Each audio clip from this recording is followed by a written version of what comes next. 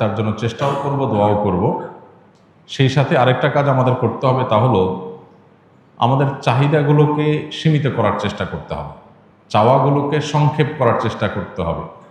একজন মুসলমান দুনিয়াটা যেহেতু তার জন্য তেমন গুরুত্বপূর্ণ না আখিরাতের তুলনায়, সেজন্য দুনিয়াতে আমি খেয়ে পরে কোনো মতে বাঁচার ব্যবস্থা হয় কিনা, জান বাঁচার মতো ব্যবস্থা হয় কিনা, এই চেষ্টা করতে হবে।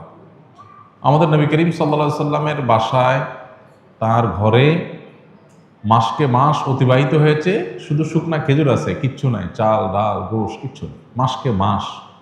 আপনি বা আমরা নিশ্চয়ই এর চাইতে বেশি অভাবী না। কিন্তু নবী করিম সাল্লাল্লাহু সাল্লাম কোনোদিন তার অভাবের ব্যাপারে কারো কাছে অভিযোগ করেন নাই। তার মানে ওইটা তিনি মেনে নিয়েছেন যে আল্লাহ তাআলা আমাকে কি অবস্থা রাখছে, আলহামদুলিল্লাহ।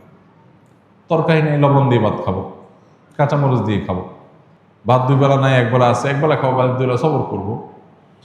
এই মানসিকতাটা লালন করলে যেটা হবে, এই যে রিজিকের কষ্ট, যতটা না ক্ষুধার কষ্ট, যতটা না পেটের কষ্ট, তার চেয়ে বেশি মনের কষ্ট।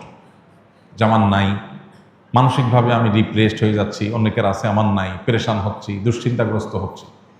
এই জন্য এগুলো উচিত না, এগুলো যথাসম্ভব দূর করার চেষ্টা করা দরকার। অর্থাৎ আমি আমার নিজেকে চেষ্টা করব আমার চাহিদাকে সংক্ষেপ করার এবং যে অবস্থা আছে এই অবস্থা শুকর আদায় করার।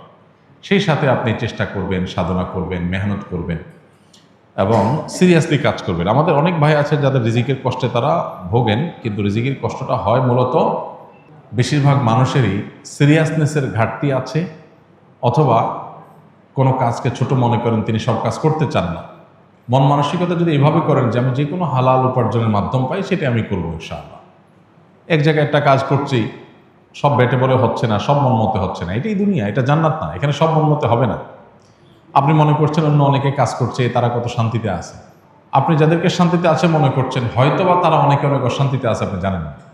একজন খুব চকচকা অফিসে খুব টিপটপ গাড়িতে চলাফেরা করে, যায় দেখেন ওখানে তার এমন এমন কষ্টের মধ্যে সে আছে যে আপনি চিন্তাও করতে পারবেন। সবসময় মানুষ অন্যটাকে অনেক বেশি ভালো মনে করে, নিজেরটাকে অনেক কষ্টের মনে করে। এই জন্য যারা রিজিকের কষ্টে আছেন বলে মনে করছেন, তাদের অনেকে আসলেই অনেক কষ্টে আছেন, তাদের প্রতি অবশ্যই সমবেদনা। যে মুসলমান আমরা দোয়া করি আল্লাহ তাআলা তাদের কষ্ট দূর করে দিন। কিন্তু অনেক মানুষ আছেন যারা রিজিকের কষ্টে আছেন বলে মনে করছেন, আসলে তারা সেভাবে রিজিকের কষ্টে নাই। অর্থাৎ এটাকে মানুষ চাইলে এই দৃষ্টিভঙ্গিতে দেখতে পারে যে আলহামদুলিল্লাহ, আমি কিছু মানুষের তুলনায় একটু কষ্টে থাকলেও আবার বহু মানুষের তুলনায় অনেক ভালো আছে, অনেকের তুলনায় আমি অনেক ধনী আছে। যেমন মিডল ইস্টের লোকজন, তারা বেশিরভাগ মানুষই বোতলের পানি খায় অভ্যাস, ছোটো ছোটো বোতলে পানি খায়। বাসা বাড়িতেও তারা, অফিস আদালতে তো প্রায় অলমোস্ট সবাই বোতলে পানি খায়। তাদের অনেক টাকা পয়সা, তারা আমাদের চাইতে অনেক বেশি ধনী দেশ, ধনী সমাজ, সেই হিসাবে তারা বোতলের পানি খায়, এটা তাদের জন্য একটা নর্মাল ব্যাপার। এখন একজন আরাবিয়ান, সে মনে করেন এক কার্টন পানিতে ধরেন 20-40 বোতল পানি থাকে ছোট ছোট, সে এইভাবে পানি কিনে খাওয়ার সামর্থ্য তার নাই। সে গ্লাসে করে ঢেলে ঢেলে বড় জার থেকে নিয়ে তারপর পানি খায়। সে নিজেকে কিন্তু গরিব মনে করে, কারণ তার আশেপাশে সবাই বোতল খুলে ডকডক করে পানি পান করে, সে এটা করতে পারতেছে না। সে কিসের পানি খায়? ফিল্টারের পানি, জার থেকে পড়ে সেখান থেকে সে পান করে। অথবা ফিল্টার করাও লাগে না, তাদের দেশে সব পানিগুলো জারের পানি ফিল্টার করাই আছে, ওইগুলো খায়, মগ দিয়ে খায়। তো মগ দিয়া যে খায়, এটা তার কাছে অভাবই মনে হয়। আহারে আমি গরিব মানুষ, আজকে ওদের মতো টাকা থাকলে আমি বোতল খুলে ডকডক করে গিলতাম, একটা খাইতাম, ফালা দিতাম, আরেকটা ধরতাম। আমি পারি না, এই জন্য আমি ওই ফিল্টার করা যে জারের মধ্যে পানি থাকে, ওই জার থেকে ঢেলে ঢেলে খাই। এটা হলো গরিবের অবস্থা। আমাদের দেশে সেই গরিবের যদি আপনি তুলনা করেন যে পানি ফিল্টার করা লাগে না, সব ফিল্টার করা আছে, শুধুমাত্র ডাইলা খাওয়া। আমাদের দেশে অনেক মানুষ আছে যাহারে একটা ফিল্টার নাই, পানি সিদ্ধ করে করে ঢাকা শহরে অনেকে এখনো পান করে, অনেক কষ্ট করে। আমার যদি ফিল্টারের ব্যবস্থা থাকতো, অথবা ফিল্টার করা ছাড়া এরকম ডাইরেক্ট ফিল্টার করা পানি পাওয়া যাইতো, ডাইরেক্ট খাওয়া যাইতো, তাহলে আমি ধনী হইতে পারতাম। তাহলে এর কাছে ধনীর সংখ্যা কিন্তু বোতল খাওয়া না, এর কাছে ধনীর সংখ্যা হলো ফিল্টারের পানি পাওয়া, তাই না?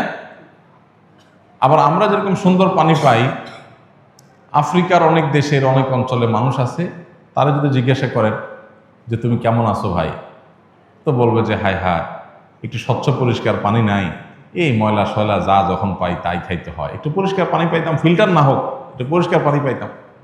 তার কাছে ওইটা হলো ধনী হওয়া। তাহলে পৃথিবীতে সবাই ধনী সবাই গরিব, সবাই ধনী সবাই গরিব, এটা তুলনামূলক ব্যাপার। আমি যখন আমার চাইতে উপরের দিকে তাকাবো তখন মনে হবে আমি গরিব, আবার যখন আমি আমার নিচের দিকে তাকাবো তখন মনে হবে আমি ধনী। নবী করিম সাল্লাল্লাহু আলাইহি সাল্লাম আমাদের এই সমস্যার সমাধানের জন্য দৃষ্টিভঙ্গিটা পাল্টাতে বলেছেন।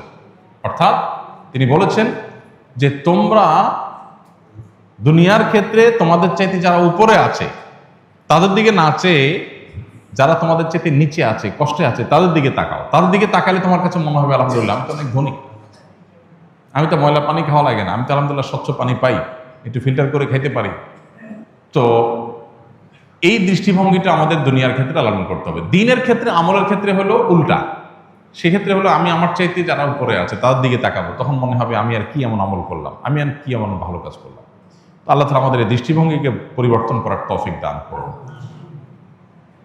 আমরা যারা কষ্টে আছি, অভাবে আছি, তারা মনে কষ্ট নেব না, তারা ভুল বুঝবো না যে হুজুর আমরা কষ্টের কথা বললে আপনি ওয়াজ শুনাই দেন কেন, তাহলে একটু আসনা ফাউন্ডেশন থেকে টাকা এনে দিয়ে দিবেন, টাকা না দিয়ে আপনি ওয়াজ শুনাই দেন কেন। ভাই, টাকা আসনা ফাউন্ডেশনের টাকা এভাবে দিতে পারবো কি পারবো না সেটা তো ভিন্ন আলাপ, কিন্তু টাকার চাইতে বড় সলিউশন হলো এই মানসিকতার পরিবর্তন। এটা হলো আসল ট্রিটমেন্ট, স্থায়ী ট্রিটমেন্ট।